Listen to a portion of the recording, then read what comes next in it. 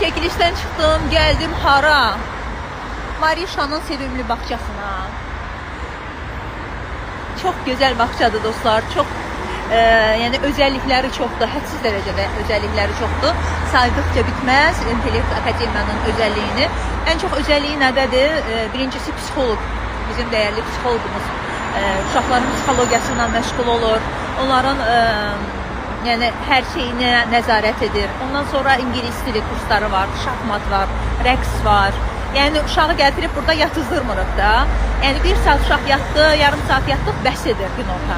Qalan bütün günü əyləncələr, rəssamlıq, rəsim, nə bilim ingilis dili, şeir öyrədirlər. Yəni bunların hamısını uşaqlara öyrədirlər. Çox razıyam və düşünürəm ki, siz də evlatlarınızı bax belə İntellekt Akademiya balacaya gətirməlisiniz. Çünki bura ən seçilən, ən özəl bir bağçadır.